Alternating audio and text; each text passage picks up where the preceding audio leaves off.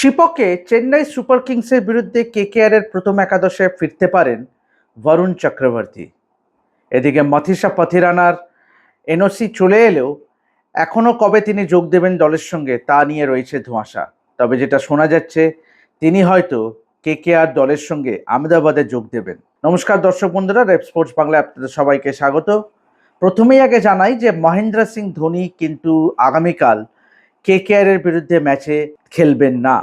এখনো পর্যন্ত মহেন্দ্র সিং ধোনিকে এবারের আইপিএলে খেলতে দেখা যায়নি চোটের কারণে।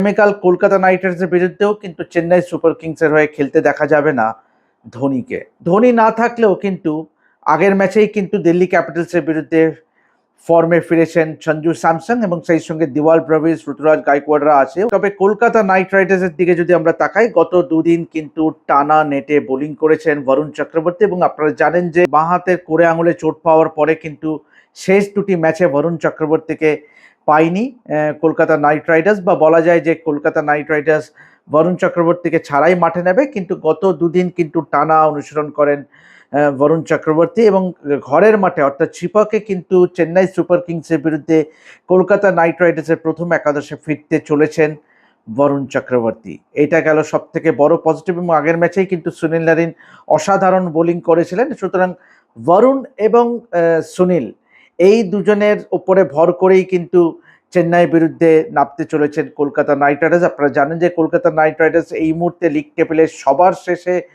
বিরাজ করছে মাত্র 1 পয়েন্ট নিয়ে। কাটসি যেটি বৃষ্টিবিঘ্নিত ম্যাচে পাঞ্জাব কিংসের বিরুদ্ধে এসেছিল। যেটা এই মুহূর্তে সব থেকে বড় সমস্যা কলকাতা নাইট রাইডার্সের, সেটি হলো যে ব্যাটিং কিন্তু একেবারেই ক্লিক করছে না। আগামীকালের ম্যাচেও কিন্তু কলকাতা নাইট রাইডার্স ফিন অ্যালেনের ওপরেই ভরসা রাখতে চলেছেন। তুই এই কিউই ব্যাটার রান না পাক, কিন্তু Kolkata Knight Riders think tank মনে করেন যে তিনি নেটে ভালো ব্যাটিং করছেন এবং তাই জন্যই তার আরও একটি সুযোগ প্রাপ্য। যদিও কলকাতা নাইট রাইডার্সের কাছে যে অপশন নেই তা নয়।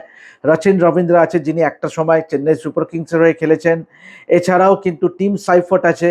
কিন্তু যা অনুমান করা যাচ্ছে সেটা হলো যে চেন্নাই সুপার কিংসের বিরুদ্ধে হয়তো ফিন অ্যালেনের ওপরেই কিন্তু আরও একবার ভরসা করতে চলেছে নাইট রাইডার্স ম্যানেজমেন্ট। সেক্ষেত্রে one of the foreign players হবে ফিন অ্যালেন এবং সেই সঙ্গে ক্যামেরন গ্রিন, সুনীল নারিন এবং হয়তো রবমান পাওয়েল হয়তো কিছুটা হলেও এগিয়ে ব্লেসিং মুজারাবানির তুলনায়।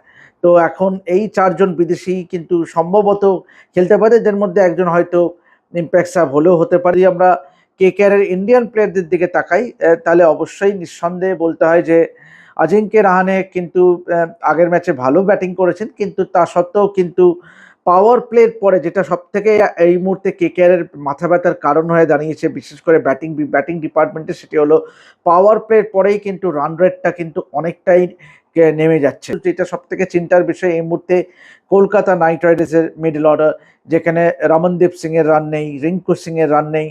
বিশেষ করে রিঙ্কু মানে হঠাৎ করেই কিন্তু তিনি ফর্ম হারিয়ে বসে আছেন এবং আজকেই কিন্তু রমনদীপ সিং এর জন্মদিনও ছিল। পাশাপাশি কলকাতা নাইট রাইডার্সের অনুশীলন বাদ দিয়ে যদি মথিসা পথিরানার ব্যাপারে আপডেট দিই, আপনাদের জানিয়ে রাখি যে গতকালই কিন্তু বিভিন্ন সংবাদ মাধ্যমে বিভিন্ন জায়গায় কিন্তু বেরিয়েছিল তিনি এনওসি পেয়ে গেছেন।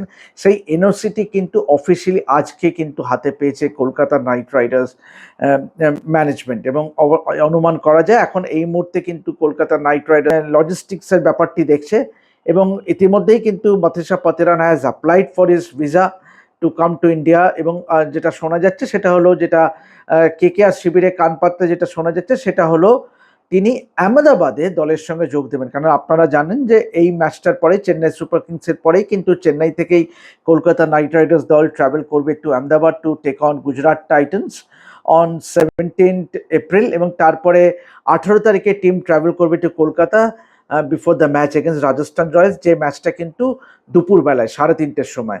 সুতরাং পথিরানা আহমেদাবাদের দলের সঙ্গে যোগ দিলেও কিন্তু তিনি আহমেদাবাদ ম্যাচ থেকেই তাকে খেলানোর ঝুঁকি নেবে না। হয়তো 19 তারিখে অর্থাৎ রাজস্থান রয়্যালস ম্যাচ থেকেই হয়তো তাকে খেলতে দেখা যাবে কলকাতা নাইট রাইডার্স জার্সিতে। এই তো গেল পথিরানার আপডেট।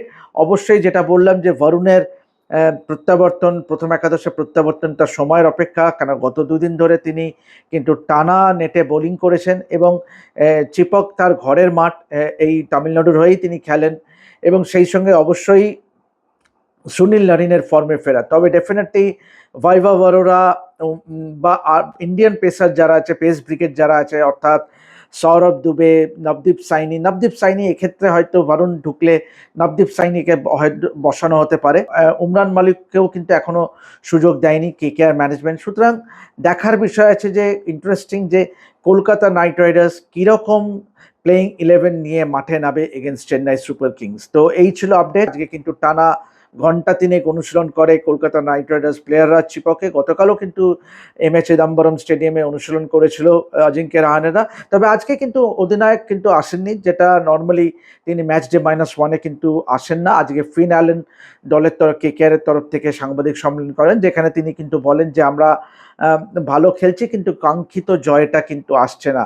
এখন সেই জয়টা, প্রথম জয়টা চেন্নাই সুপার কিংসের বিরুদ্ধে আসে কিনা সেটা সময়ই বলবে। তো এখন এ পর্যন্ত এভাবেই দেখতে থাকুন রেপ স্পোর্টস বাংলা, এবং অবশ্যই কেকেআর এর যাবতীয় আপডেট নিয়ে অবশ্যই চোখ রাখুন আমাদের চ্যানেলে, এবং সাবস্ক্রাইব করতে ভুলবেন না রেপ স্পোর্টস বাংলা, এবং অবশ্যই নোটিফিকেশন বেলটা ক্লিক করুন to get all the updates from our latest videos. তো এভাবেই দেখতে থাকুন রেপ স্পোর্টস বাংলা। আমি দেবাশিস আপাতত সাইন অফ করছি, দেখা হবে পরবর্তী ভিডিওতে।